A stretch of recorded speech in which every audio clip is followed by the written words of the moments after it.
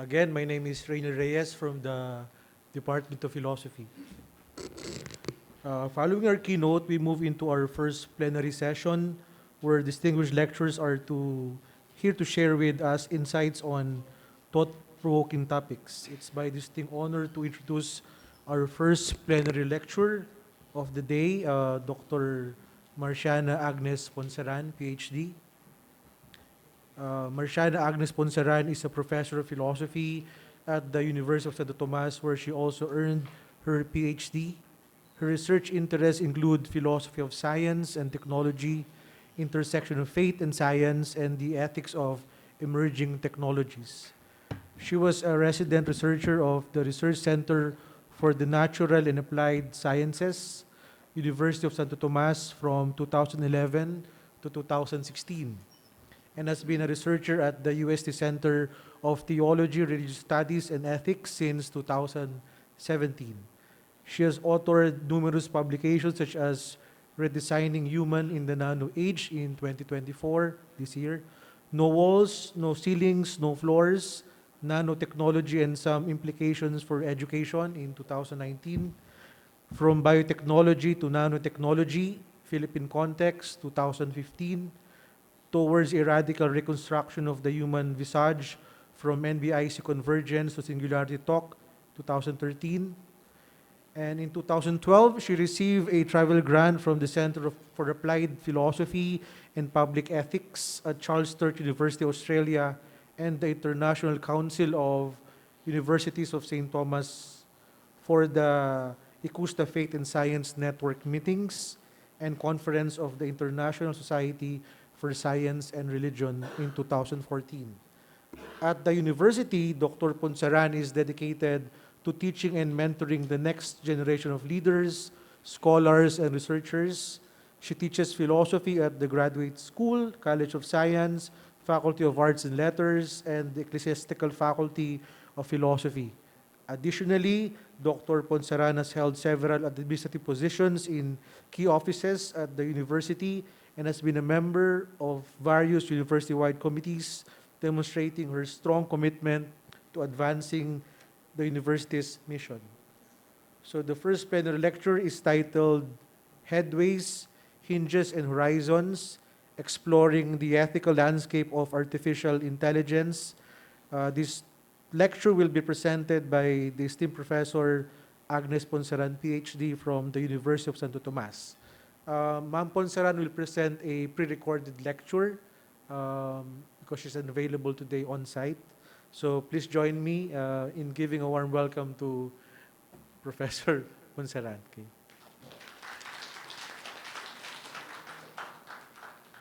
Good morning. I'm honored to be part of this significant conference commemorating the 10th anniversary of St. John Paul II's canonization.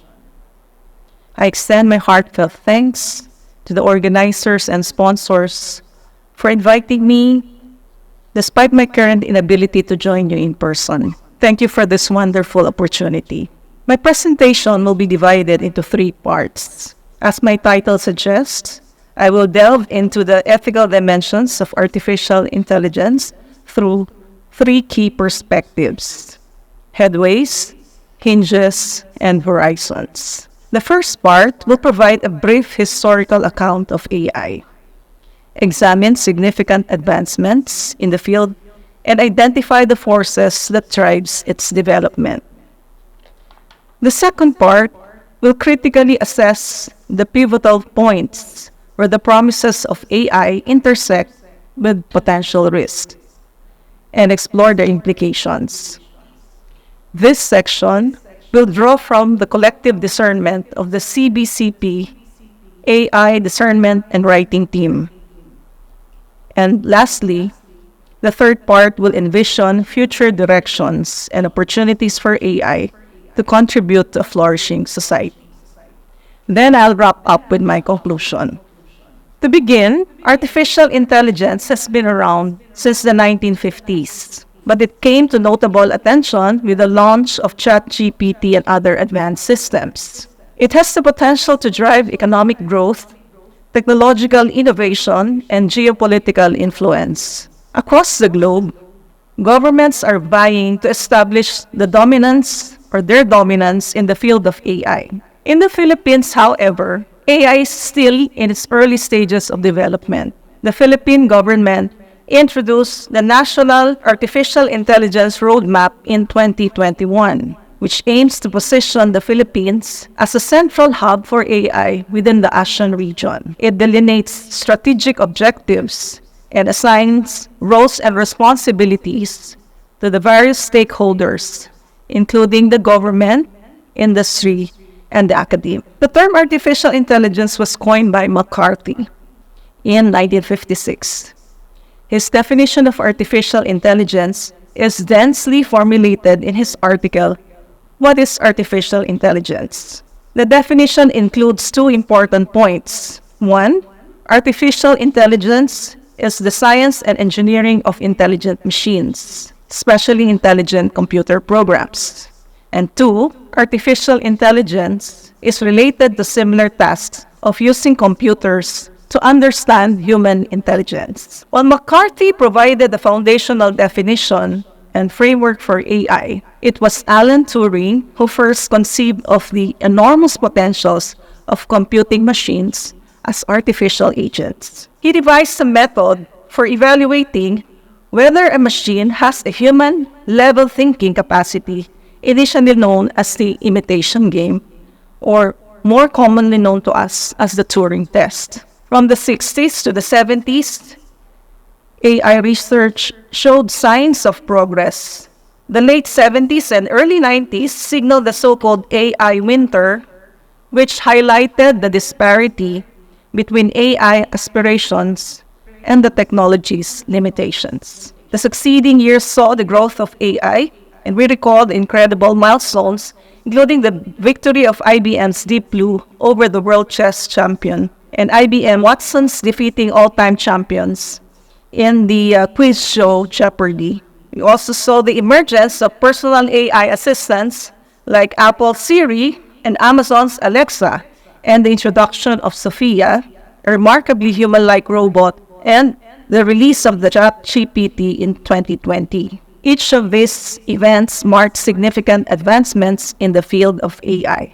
Building on these technological advancements, contemporary thinkers like Luciano Floridi have explored the broader implications of information technologies on society. Floridi, a professor of philosophy and ethics of information at Oxford University, is known for developing the concept of information revolution, characterizing the transformative impact of information and communication technologies on human society. He speaks of our hyperhistorical predicament, which refers to the situation where there is a pervasive influence of ICT. So big companies such as Google, Microsoft, Amazon, and others thrive in data, and social media platforms shape public opinion, and the use of surveillance in public spaces has become widespread. So according to him, these are not supplementary factors, but are integral and transformative to human existence. Floridi argues that the ubiquity of ICT and integration in our daily life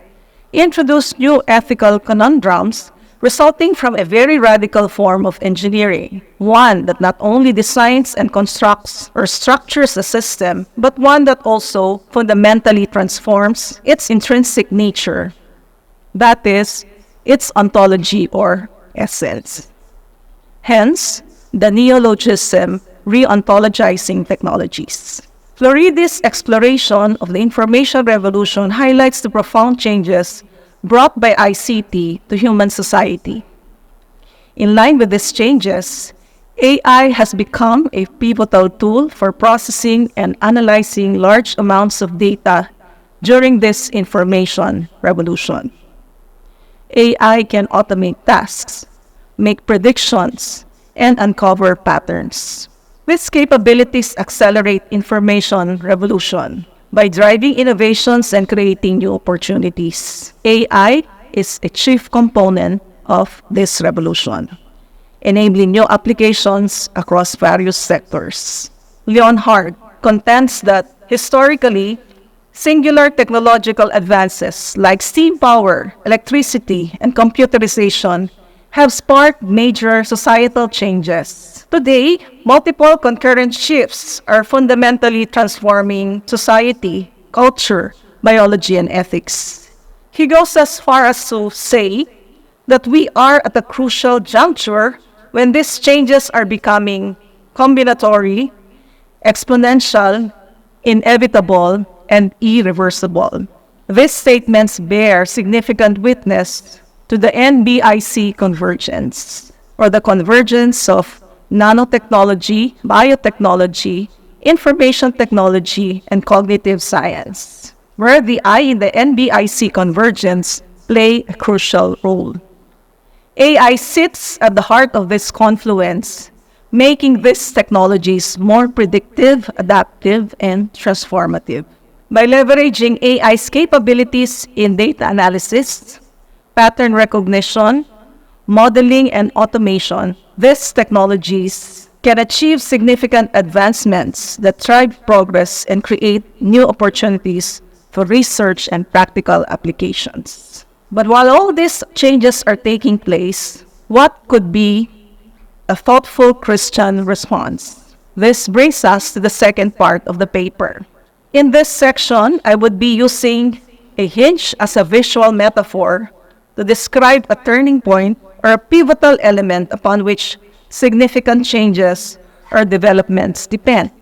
In the context of AI, we can visualize a hinge as representing a turning point where the success and setbacks of AI intersect. This section will draw from the shared discernment of the CBCP Writing and Discernment Team on Artificial Intelligence. This presentation will cover only a limited section of the entire CBCP report on AI. AI is a controversial issue in the Church.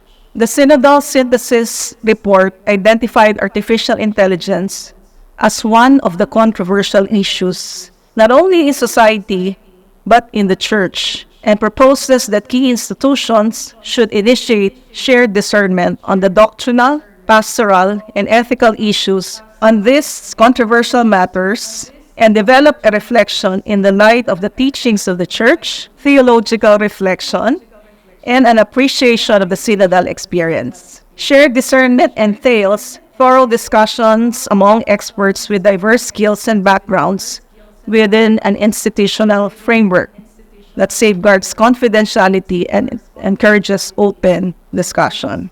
To answer the call of the CBCP National Synodal Team, the AI Discernment Team was constituted. The composition of the group is mixed and varied, constituting of 12 participants from the academe, industry, and the government. Some of us are theologians, philosophers, ethicists, artists, designers, data analysts, and entrepreneurs. We also have an engineer and assistant prosecutor in the group and a policy maker from the Commission on Higher Education. As we delve into the group's exploration of AI, we consider 3 focal points as a roadmap of the conversation.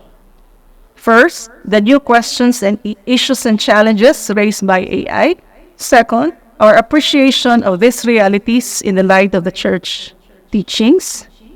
And third, proposals for pastoral guidelines. Collective discernment as a pathway to navigating AI.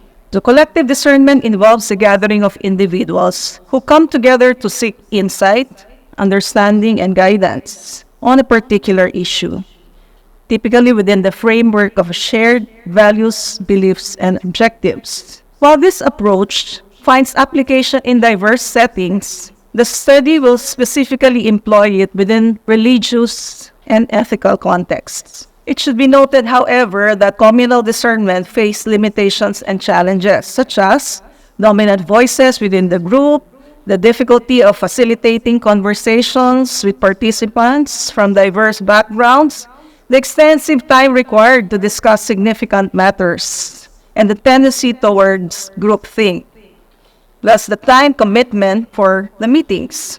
Nonetheless, it can promote unity and understanding among participants.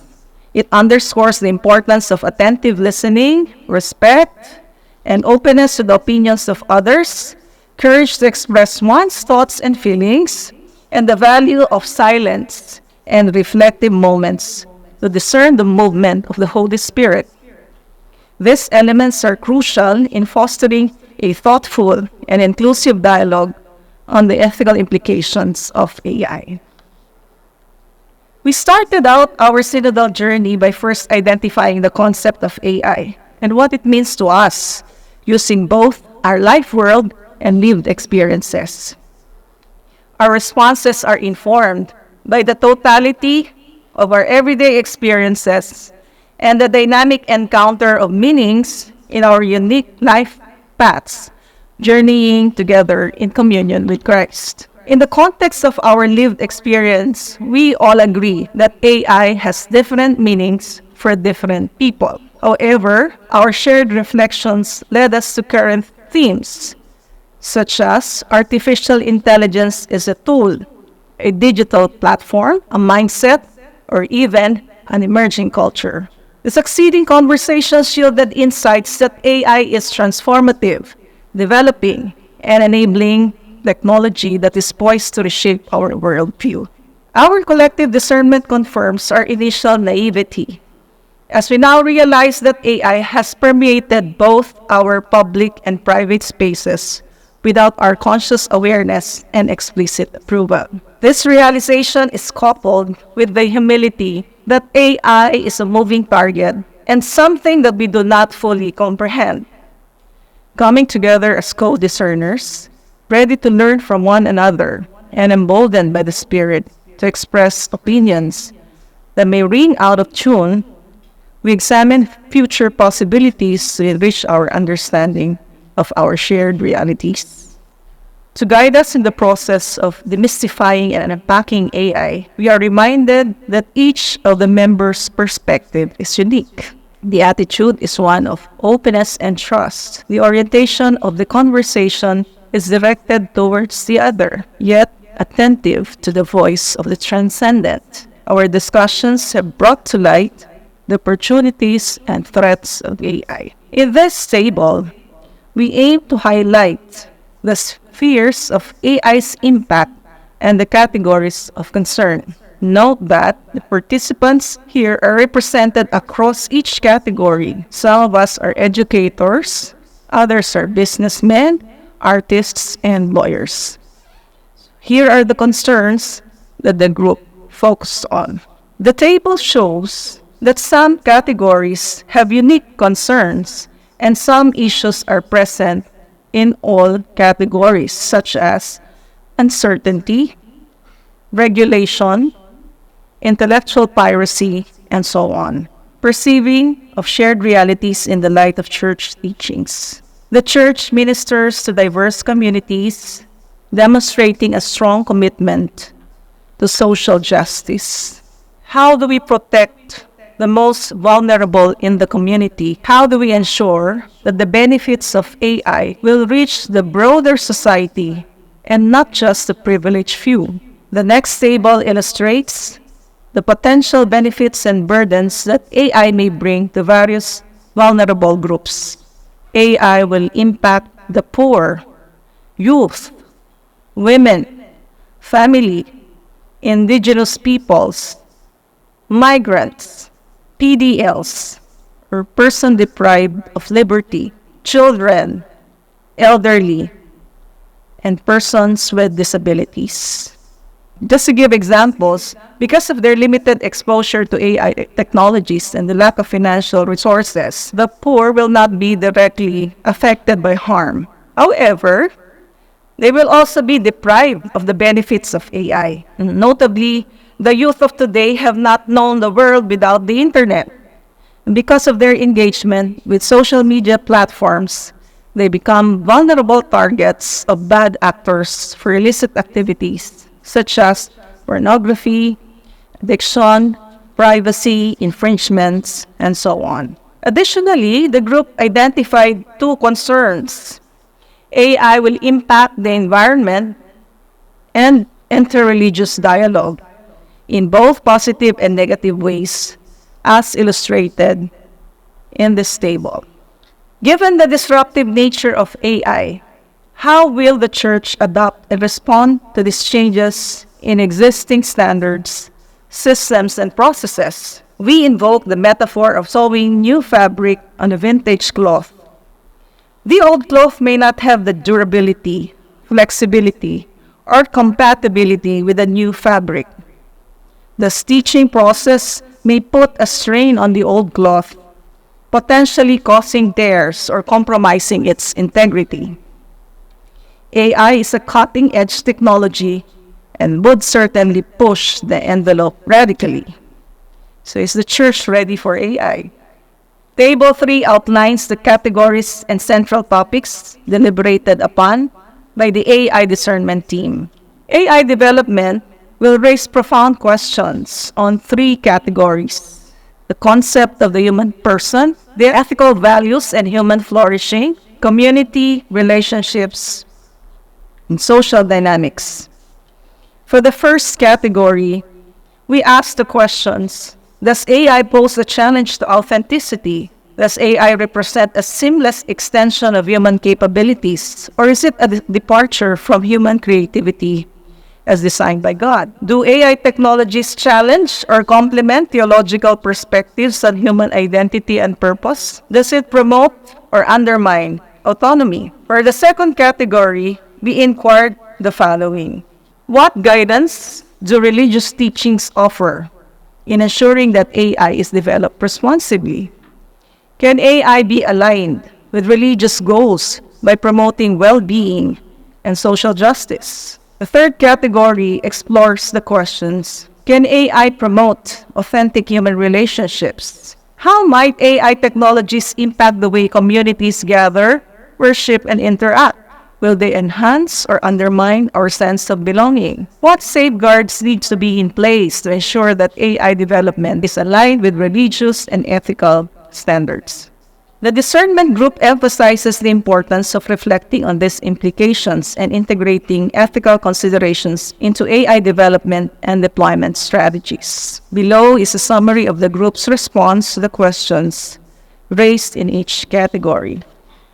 Regarding the first category, the group unanimously agreed that AI does not fundamentally challenge human authenticity, as the essence of the human person remains unique despite technological advancements. While AI may augment human capabilities, its integration into daily life could reshape our perspectives on goals and their achievement. The belief that humans are created in the image and likeness of God forms the core of our identity, a depth that AI cannot penetrate. As to the second category, we affirm that as children of God, we uphold Christian values such as human dignity, moral agency, responsible stewardship, and equality. These are all integral to AI development. So while AI can contribute to our goals of well-being and social justice, it is crucial to approach its utilization with caution and care to mitigate potential negative impacts. Floridi cautions us regarding the fundamental risks of the integration of AI in our daily lives. The erosion of human self-determination due to the invisibility and influencing power of AI. Concerning the third category, we acknowledge that while AI offers technical benefits, it inherently lacks depth, empathy, and moral intuition necessary for genuine human connections. Recognizing these limitations and avoiding over-reliance on AI for fostering authentic relationships are crucial. Seeking greater understanding of AI through dialogue and interaction with experts and stakeholders is essential before imposing restrictions, guided by the principle of responsible stewardship. So there are other questions that the group recommended for further exploration. These questions are the following: can God work through AI? How do I feel about the use of AI in the church? As AI gets smarter, how will it affect spirituality? Should we automate spirituality? Is AI a new religion? If AI can reduce my work hours by more than half the time, I have more time for myself and my family, will I become happier? Would creating AI systems replace God? In navigating the intersection of AI in our faith, we have generated more questions than we can feasibly answer. In our case, it is not really the answers that enlighten, but the questions that provoke thought and further contemplation. The last section of the paper aims to answer the questions: where will AI lead us? What is the way forward? Emerging technologies are usually difficult to predict and control because of two variables, namely complexity and uncertainty. In the context of AI, we recognize these characteristics in the so-called black box effect. The vast amounts of data, intricate algorithms, the neural network systems that generate patterns and make predictions make it rather complex and less transparent. At the same time, AI systems are not immune to ambiguous inputs and biases, thus affecting the reliability of AI systems. The contemporary AI narrative elicits both positive and negative responses. Ray Kurzweil, an advocate of AI, holds an optimistic view, believing that singularity is imminent. This term refers to the future where technological growth becomes uncontrollable and irreversible, with AI eventually surpassing human intelligence. In contrast, concerns about AI's rapid development were highlighted in March 2023 when Elon Musk and other tech leaders issued an open letter calling for a pause in AI advancement. The letter argued that the development of powerful AI systems should proceed only once we are confident that their effects will be positive and their risks will be manageable. The AI narrative is unfolding, prompting us to examine the encrypted motives that underpin the rhetoric. Considering the inherent risks and uncertainties associated with AI, there is a pressing need for oversight and regulation. So such measures are crucial in ensuring the safe and responsible development and utilization of AI, addressing societal and ethical concerns. In response, many organizations have initiated efforts to establish the ethical principles for AI adoption. Notable among these groups are the European Group on Ethics in Science and Technology, or EGE, AI for People Institute, Organization for Economic Cooperation and Development, and the European Commission's High-Level Expert Group on AI. However, frameworks alone will not suffice. Ethical values must not remain as principles, but should translate into practice through enforceable legal regulations. In determining the future of AI, much is at stake, and thus much is required. In conclusion, artificial intelligence is developing at an unprecedented pace, fundamentally transforming the way we conduct activities, interact with the world, and understand ourselves. This rapid development, as Floridi remarked, illustrates that the digital does not only describe, nor does it prescribe, but it describes the world. The societal impact of AI will be accelerated and exacerbated by the convergence of technologies where the role of information is crucial. The Catholic Church recognizes artificial intelligence as a controversial issue due to its potential to raise new questions and dilemmas, while national, regional, international frameworks composed of community of experts across disciplines deliberate on the risks and benefits of AI. This paper argues that the synodal experience may serve as a valuable platform for ethical discussions regarding artificial intelligence. In this synodal framework, participants act as co-discerners, journeying together in faith and reason, using the life world and lived experience as common starting points of inquiry. The conversations yield insights, discoveries, and realizations that lead to questions which distill values and refine our understanding of what it means to be human, as well as how we relate to fellow human beings and with God in this age of machines and artificial systems. Exploring headways, hinges, and horizons in the context of artificial intelligence has revealed both challenges and opportunities.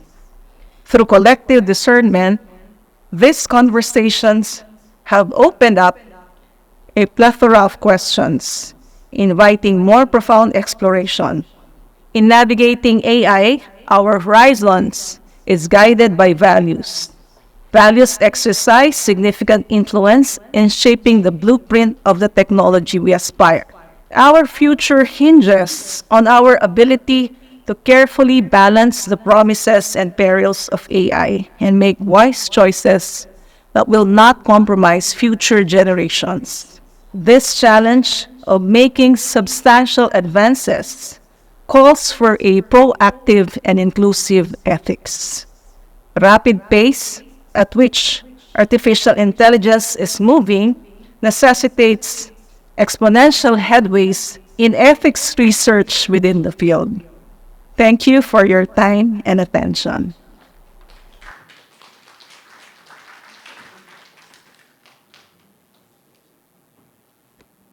Thank you, Professor Ponsaran.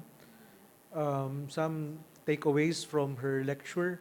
I really agree that, yeah, AI has really brought tremendous breakthroughs, especially in the fields of medicine and finance. It has also pushed the boundaries of knowledge and the very notion of the human. But it also offers perils to human security, political economy, education, research, and ethical relations. And they're always in danger, especially when in the future they become subservient to multinational corporations or influential political organizations. But these tensions or problems are always open for opportunities. No?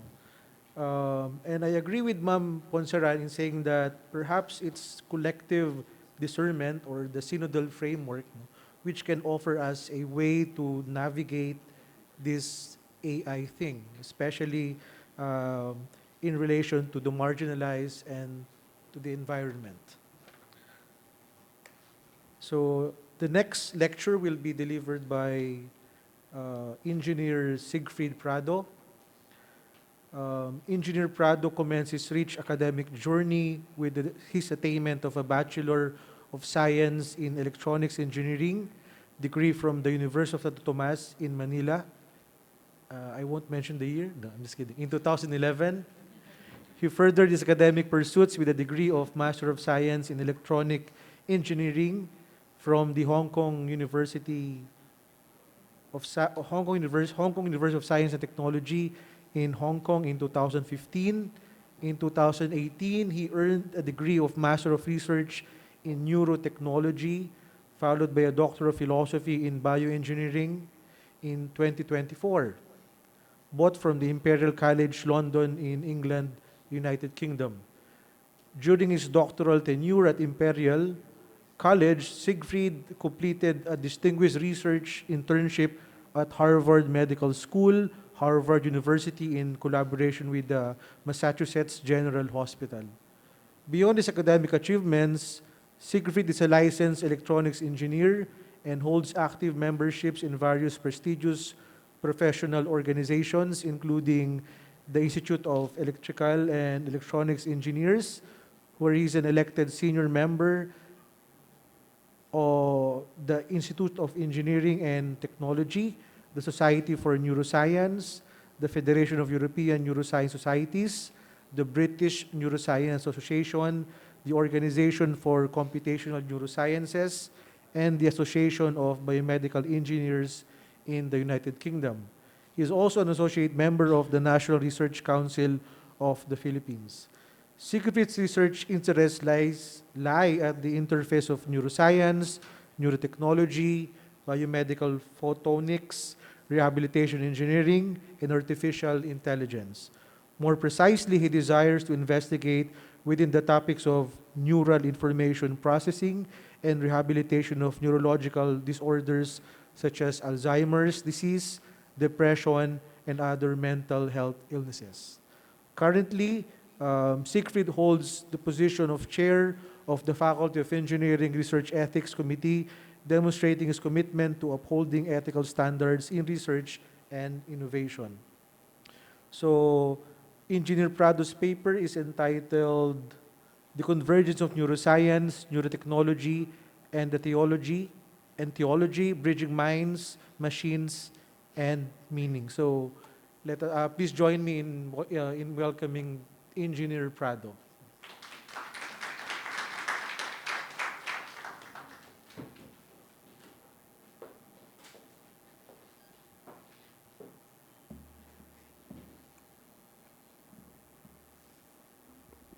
So good morning po. I'm Seigfred, and first of all, I would like to thank the organizers for giving me the opportunity to give a lecture on this theme, the convergence of neuroscience, neurotechnology, and theology, bridging minds, machines, and meaning. So this is the outline of the lecture. So it's mainly divided into two parts. The first half is more on the scientific perspective, and the second half, we're going to discuss the ethical and theological implications of the advances of in neuroscience and neurotechnology. So let's begin with what sets us up, what sets us apart from other living organisms. So it is our mind and consciousness. So consciousness and self-awareness are the defining features of human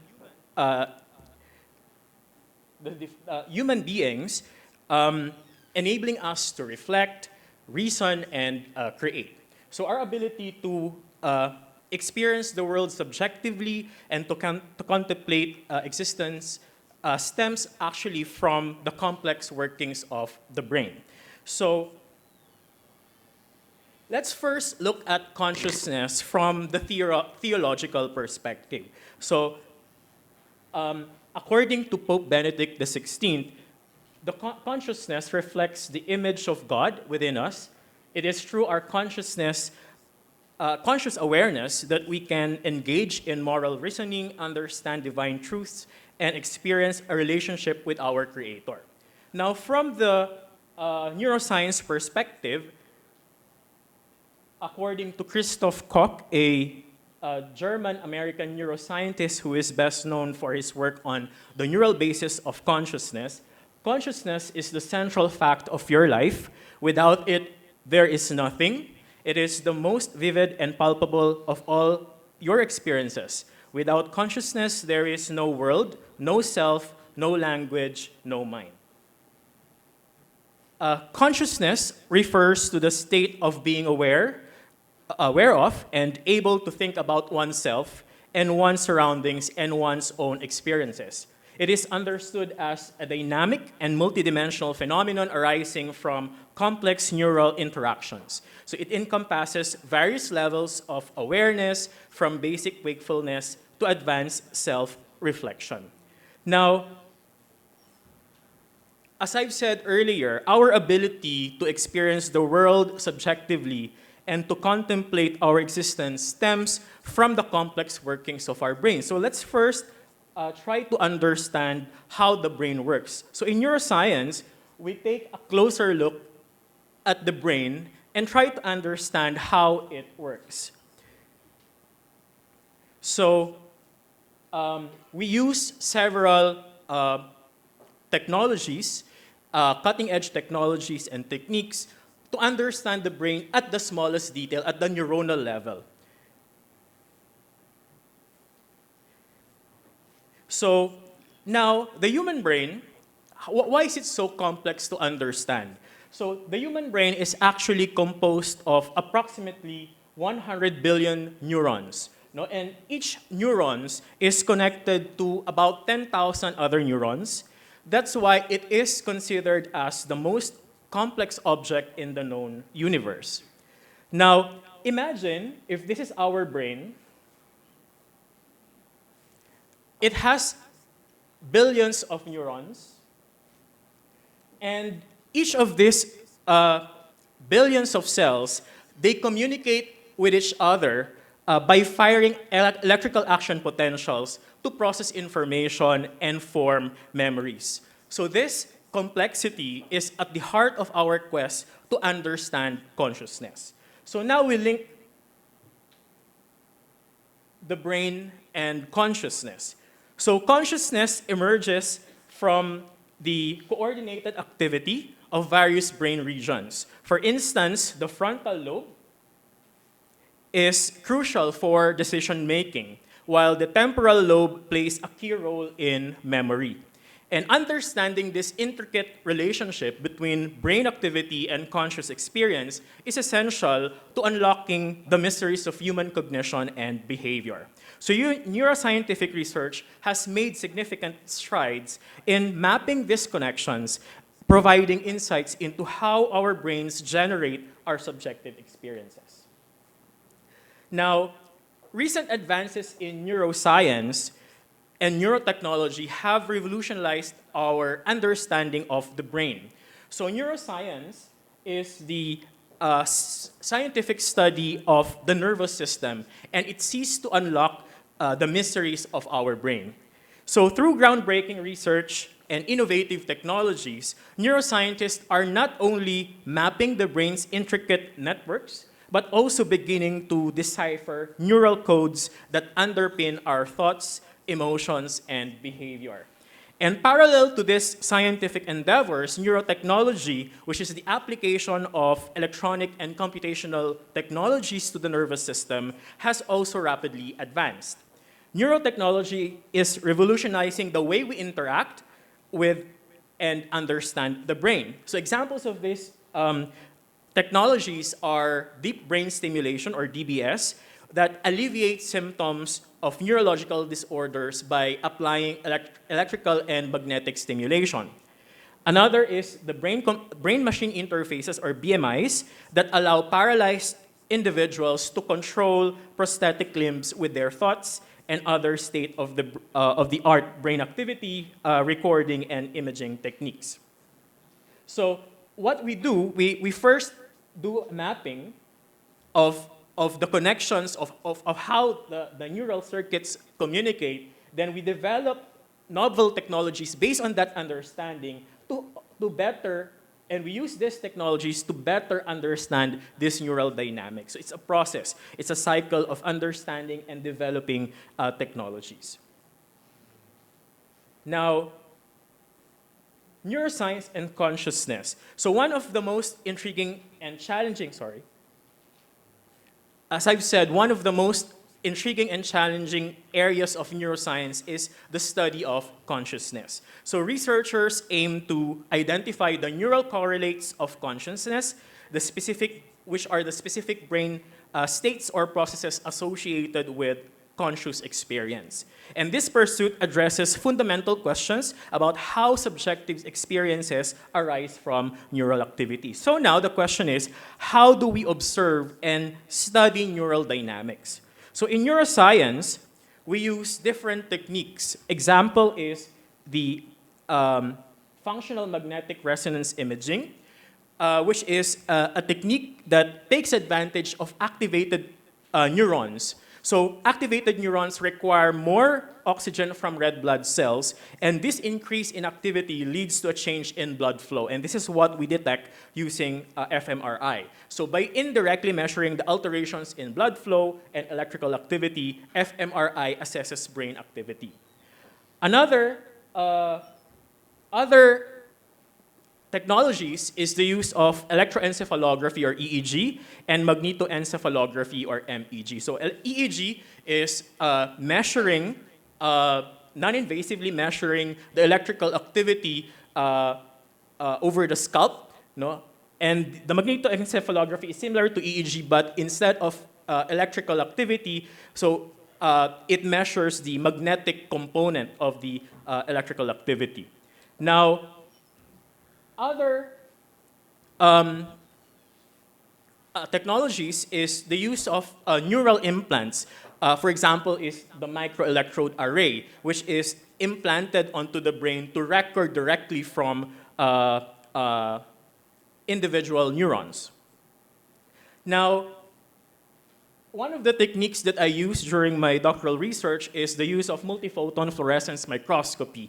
And it allows us to look at the neuronal activity, no, at the, or the communicate, we look at how cells or neurons talk to each other, communicate with each other in vivo. Now,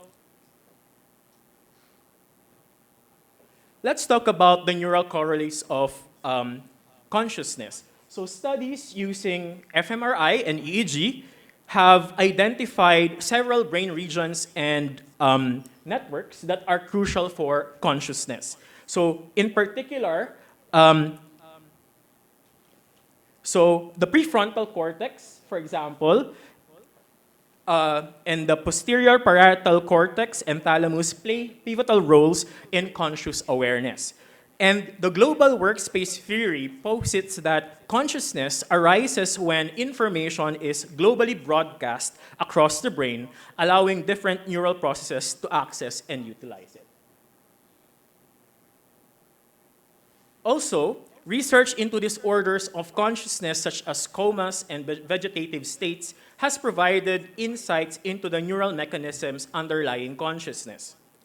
Now, again, in neuroscience, we use different state-of-the-art research techniques and innovations, no, to better understand the neural mechanisms in our brain.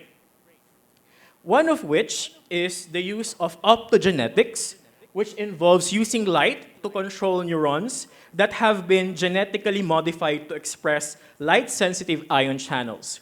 This allows researchers to activate or inhibit specific neurons, providing insights into the causal relationships between neural activity and behavior. Another state-of-the-art technique is the CRISPR-Cas9. This is a genome editing technology that enables precise modifications of the DNA in living organisms. In neuroscience, CRISPR-Cas9 is used to investigate the genetic basis of brain function and disease by selectively altering genes implicated in neural development and function. As I've said earlier, in my doctoral study, I used in vivo 2-photon calcium imaging to image neuronal populations and try to monitor the activity of the neurons over days, weeks, and months. So it provides real-time insights into how neural circuits operate during behavior and learning. Example of my experiments are this. No? In my doctoral thesis, I used 2-photon imaging technology to understand the neural mechanisms during the progression of Alzheimer's disease. So here, the mouse is doing a memory or behavioral task, and we are recording the brain activity and try to understand how the neural mechanisms change over the progression of the Alzheimer's disease. Another recent advances is the use of brain organoids. So these are 3-dimensional miniaturized versions of brain tissues grown from stem cells. So brain organoids replicate some aspects of brain development and function, offering a novel platform for studying neural development, disease modeling, and drug testing. Now, on the side of neural technology, let's correlate that with human enhancement. So as I've mentioned, neurotechnology, in contrast to neuroscience, is the application of electronic and computational technologies to the nervous system. So these are some of the advancements in neurotechnology. We have the brain-machine interfaces, which represent a revolutionary application of neuroscience and neurotechnology, enabling direct communication between the brain and external devices. They have the potential to restore lost functions for individuals with neurological disorders, such as paralysis or amyotrophic lateral sclerosis, by allowing them to control prosthetic limbs or computer cursors with their thoughts. In fact, in my master's thesis before, I developed a technology that decodes brain signals by just imagining and translate that into cursor, the control of the cursor. So by just imagining the movement of the cursor, you can navigate the cursor. Another BMI is with my previous student in 2019, we developed an EEG-based brain-computer typing interface, which is used for locked-in syndrome patients who have no ability to do any movement, even the eyes, the eyeballs. So this is used to help them communicate by translating or by decoding their thoughts. So this is a typing interface, character by character. And it won the BPI DOST Science Awards Best Project of the Year in 2019.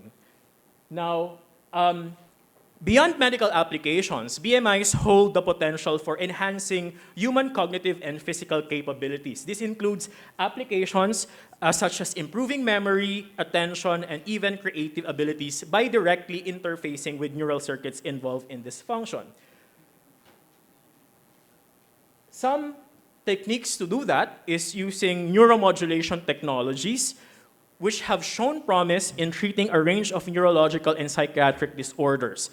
They hold the potential for human enhancement, such as enhancing cognitive abilities, mood, and even personality traits.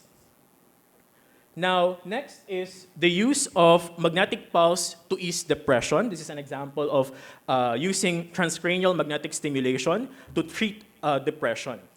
And lastly, we have artificial intelligence and cognitive augmentation in relation to the talk of Dr. Ponsaran earlier.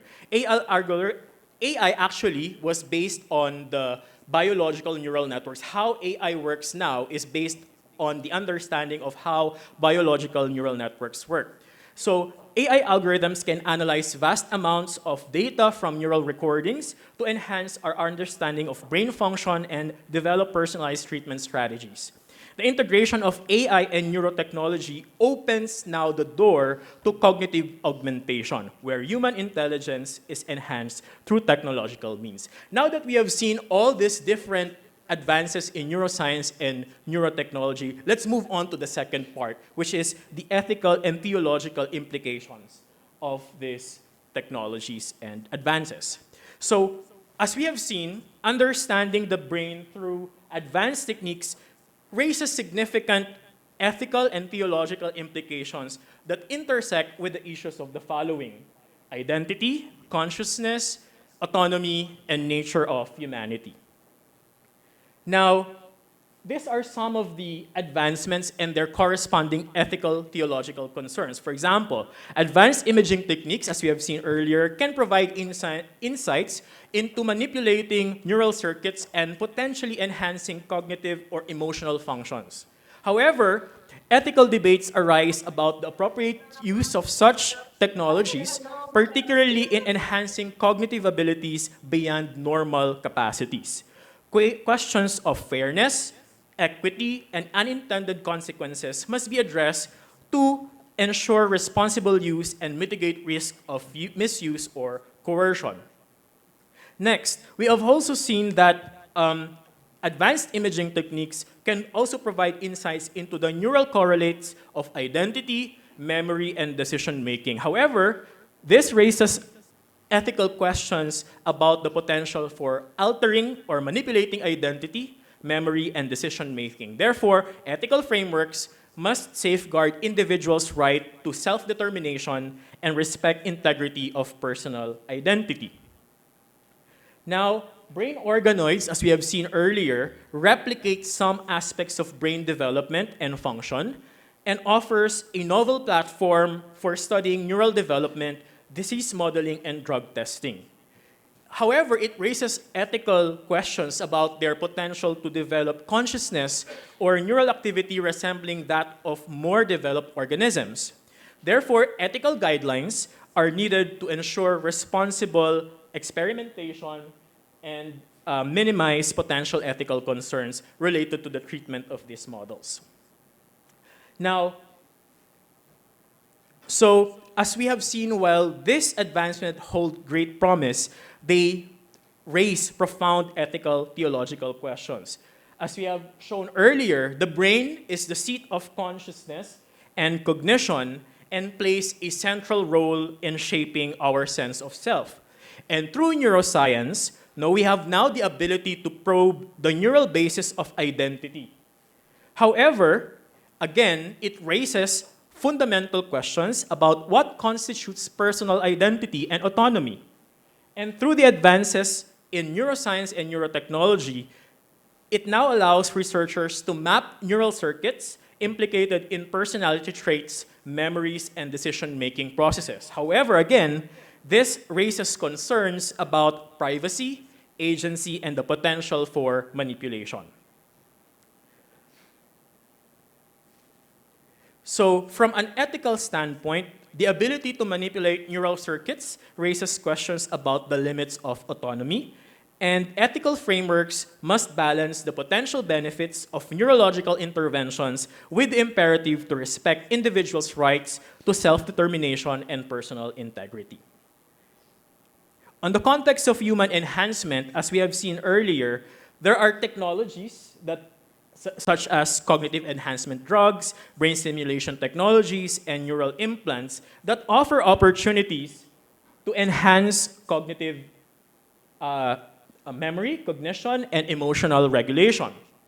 However, again, as we have shown earlier, while these enhancements may improve quality of life and productivity, they also raise ethical questions and concerns about fairness, equity, and unintended consequences. So what is now the way forward? Can we have some sort of a dialogue between neuroscience and neurotechnology and theology? Can we have some sort of a convergence? So in fact, in 1998, encyclical Fides et Ratio, or Faith and Reason, by Pope John Paul II, he discussed the nature of human person, of the human person. He said, in the far-reaching context of culture, which involves the whole human, reason and faith can enter into genuine dialogue and cooperation. Human consciousness emerges and unfolds in this cultural context, expressing the spiritual dimension of the human person. So he also highlighted that consciousness is not merely a biological phenomenon, but also deeply intertwined with cultural, spiritual, and rational dimensions. So this perspective actually aligns with the contemporary neuroscience, which recognizes that human consciousness and cognitive processes are actually shaped by both neurobiological mechanisms and socio-cultural influences. So neuroscience actually acknowledges the role of environment, learning, and social interactions in shaping cognitive functions. And this resonates with the Pope's view of consciousness as emerging within a broader cultural and spiritual context. Now, in the 1995 encyclical Evangelicum Vitae, or the Gospel of Life, Pope John Paul II touches the intrinsic value of human life, which includes the spiritual and conscious aspects of the human person. He said, the human person, made in the image and likeness of God, is not just something, but someone, a being capable of self-knowledge, self-possession, and of freely giving himself and entering into communion with other persons. Neuroscience explores the neural underpinnings of self-awareness, moral reasoning, and social behavior. There have been studies on the default mode network, for instance, examining brain regions involved in self-referential thought and social cognition. So these theological reflections on human dignity and relationality can inform ethical considerations in neuroscience, particularly in the areas which I've shown earlier, such as brain-machine interfaces, cognitive enhancement, and neuroethics. So ensuring that neuroscientific advancements respect human dignity and promote authentic relationality aligns with both scientific integrity and theological values. And the reflections of Pope John Paul II on consciousness and human dignity provide a rich theological framework that complements and enriches neuroscientific research. So by recognizing the cultural, spiritual, and relational dimensions of consciousness, both fields can engage in a meaningful dialogue that advances our understanding of the human person. So, our way forward is to have interdisciplinary dialogue. So, navigating the ethical and theological implications of advances in neuroscience and neurotechnology requires interdisciplinary dialogue and collaboration. Scientists, ethicists, theologians, and policymakers, and community stakeholders must engage in informed decisions to develop ethical guidelines, regulatory frameworks, and best practices for the responsible use of neurotechnologies. And lastly, this synergy not only enhances scientific inquiry, but also ensures that technological advancements in neuroscience contribute positively to human flourishing and societal well-being. So before I end my talk, I will leave some reflection questions. First, what are the implications of these advancements for our understanding of personal identity, autonomy, and the soul? If neural circuits associated with personality traits or memories can be mapped and manipulated, what are the implications for an individual's sense of self and personal autonomy? And lastly, if interventions can alter fundamental aspects of personality or behavior, to what extent do individuals retain genuine autonomy over their choices and actions? So to conclude, the convergence of neuroscience, neurotechnology, and theology offers a unique opportunity to deepen our understanding of human consciousness and identity. And by integrating scientific innovation with philosophical and theological reflections, we can then address the fundamental questions of human existence and navigate the ethical implications of these technologies. And lastly, the interdisciplinary approach is essential for ensuring that advancements in neuroscience and neurotechnology enhance our understanding of what it means to be human, fostering a holistic view that bridges minds, machines, and meaning. So thank you very much for listening to my lecture.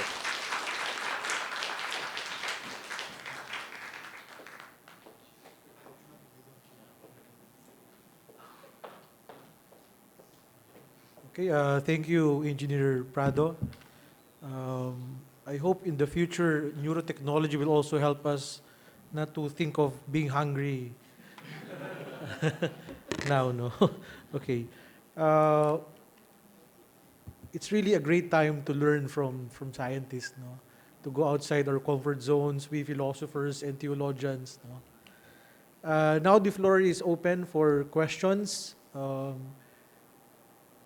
You may just go there, grab the microphone, introduce yourself and your academic affiliation. And if there are also online questions, are there any? Some questions. What about for the on-site participants?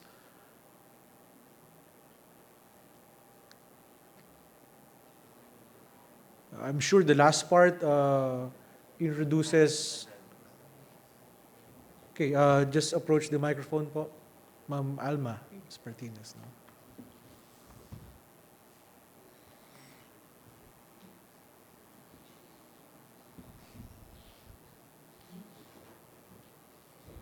Good afternoon. Good afternoon po. I'm Alma Martinez. I'm representing Providence College of Rhode Island. This is my question. Lifting from the talk of Bishop Dennis earlier about understanding human nature, and your talk about neuroscience, neurotechnology. I wonder what your take is in really defining and understanding human nature, because it's just like a push and a pull, trying to find out who we really are. We want to improve as a human being, and yet we tend to be essentialist. So trying to come up with a salutary middle between the two. May I know, sir, what's your take on this? Yes. So, in relation to what Bishop emphasized earlier, there should be a balance because, as we have seen, neuroscience and neurotechnology have been giving a lot of or providing ways on how to make or to improve our quality of life. But there should be a threshold or a point where it should stop there. There is a limit, and it should, as I've mentioned in my last few slides, there should be a balance of the positive impact of neuroscience and neurotechnology and the way we distort. So we try to have a limit so that we do not distort the human nature. Mr. A follow-up question, Ma'am Alma? Okay na po. So, are there any more questions? What about from our online participants? So baka they're already having their lunch. No? So that's the difference between an on-site and an online.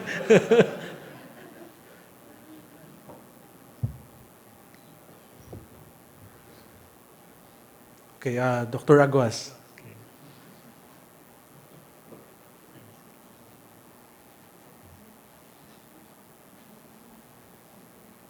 Good afternoon, ba? Good afternoon. Job Aguas from USD. Just listening to the, well, nakatatlo na tayo, no? 3 presentations or lectures. It's just, I think at this point, first day pa lang parang it's too much na agad yung half day pa lang, ano, too much to really, grapple with all these ideas. But my question, engineer, is science, whether neuroscience or the other fields of the physical natural sciences, it has a tendency really to advance, to move forward, and I think what I'm hearing is that there should be a kind of a balance, some kind of a limit, and what would probably provide the limit that we don't go overboard could be the other disciplines like philosophy or theology or ethics. But don't you think that these other sciences, the theological or spirit or religious sciences, if we may call it that way, sort of pulls back, they pull back the advancement of technology or of science? I think if we will just try to understand both sides, for example, the sciences and the theology and philosophy, we try to understand each other's points so that we can arrive at like an agreement or some sort of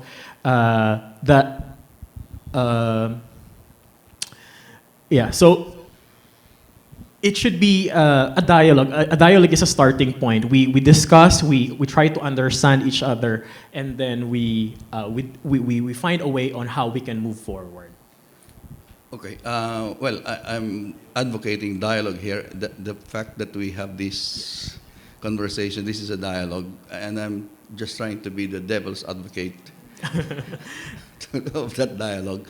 It's like we're trying to hold the two sides from advancing. I mean, it's like science wants to move forward, but philosophy or ethics or theology would say, okay, wait a minute.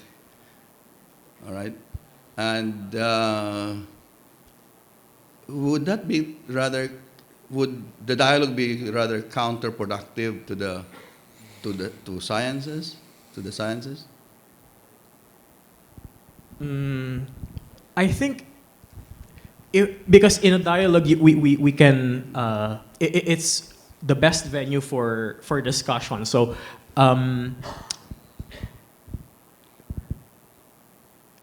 it's a difficult question. So The devil always asks Yeah. difficult questions.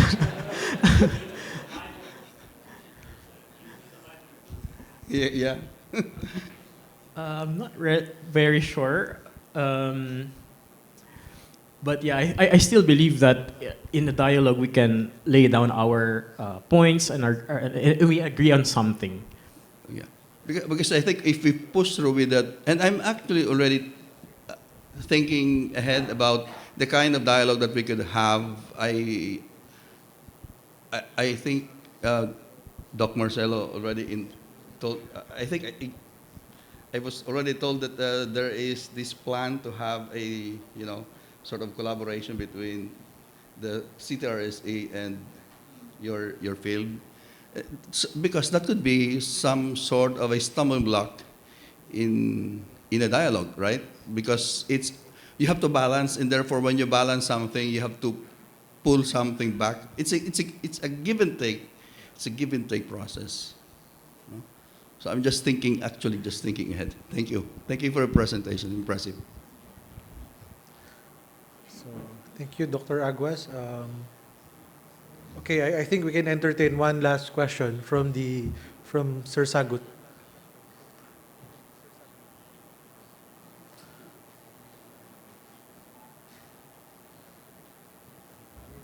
This is not actually a question, but kind of a follow-up rejoinder to Doc Agos's point. My take is, if someone holds you back, sometimes it's not really bad at all. Because holding back could sometimes also be a good way of progressing. Because when we are held back, we are sometimes also invited to think through what's ahead of us. And if philosophy, ethics do that, I think that could also be a good help in my view. Thank you, Bob. Okay, one last na talaga. Okay. Okay, Philip Marcelo, also from the Faculty of Engineering of UST. Just to answer a little bit the question of Dr. Agos earlier, I think for the threshold or the balance that Dr. Prado is saying earlier, from the very beginning, when he started this research, his objective is to improve the quality of human life. So in the dialogue, perhaps that point of view or that perspective coming from theology and philosophy, if they can, that could be the threshold. That's the balance. That's where the balance is. You stop when it's no longer improving the quality of human life. I think that's a good reference from our perspective as engineers. Thank you. Okay. Okay, so this is the last question. Perhaps there's one participant who's not taking his lunch while watching online. So this question is from Angelo Perez from Ateneo de Manila University. Engineer Prado, would you be able to share concrete examples of interdisciplinarity happening between the neuroscientists and perhaps philosophers and theologians? Interdisciplinarity usually and easily happens between disciplines adjacent to each other, example, between the sciences. But thank you for suggesting some thoughts on moving forward, since admittedly there's not much interdisciplinarity happening between the science and the humanities, at least in my own experience and research. Thank you. Thank you for that po. So I think since, for example, as an engineer or scientist, we only have limited knowledge, and what fills the gap of what we don't understand are the other disciplines. So it will complete those that we do not, the gaps that we have that we do not fully understand. That's where the other disciplines can come in, can make it make us understand and try to solve the problem altogether. And this is a good start, no, this conference. No? So we now conclude the plenary session. Once again, we thank you, Engineer Prado, for that excellent talk. So I now return the to... Oh, Engineer, please remain on the stage. So thank you very much again. Thank you for your kind attention. Thank you, Professor Reynal Reyes, for moderating for our two plenary speakers. And some comments about this. The scientists are focused on the hows and the what, while we in the philosophical and theological tradition are focused on the whys. And I think it's very important because we're still interested with the human experience. To show our gratitude, we would like to present the certificate of appreciation to both Professor Ponsaran and Engineer Prado. May we request Engineer Prado to remain on stage to receive the certificate and token of appreciation. We would also like to request Dr.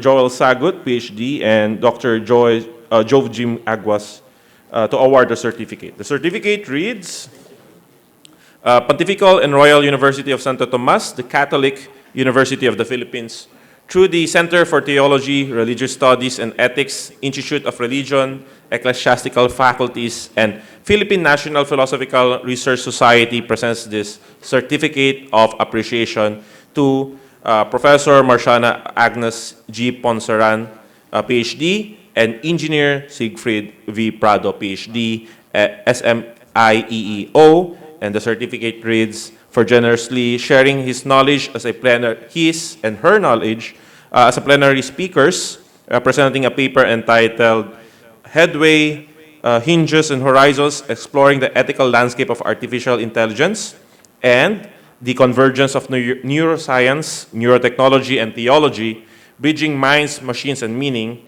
during the John Paul II International Conference with the theme God and the World, Dialogues on Culture, Religion, and Science, held on June 26, 28, 2024 at the Thomas Aquinas Research Complex, University of Santo Tomas, Manila, Philippines, signed by Professor Joel Sagut, PhD, Director, Center for Theology, Religious Studies, and Ethics, Professor Jove Jim Aguas, Executive Governor, Philippine National Philosophical Research Society, and Reverend Father Herminio Dagohoy, OP, PhD, the Dean of the Faculty of Philosophy.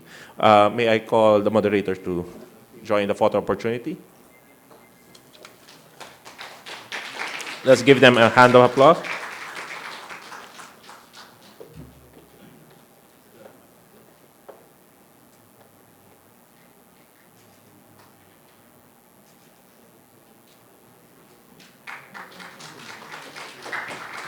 Okay.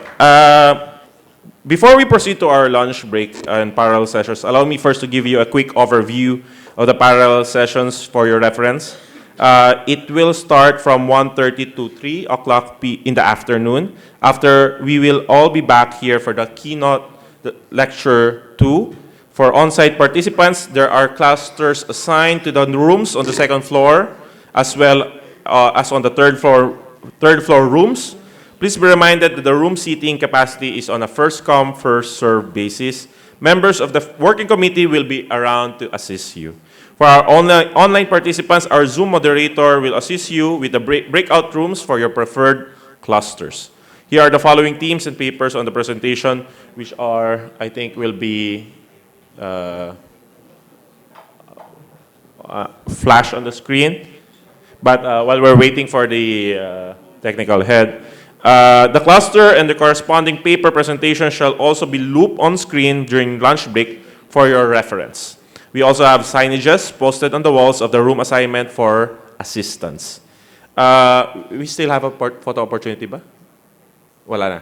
Okay, so that's it for the theoretical part. We go to the praxis and we can have our lunch.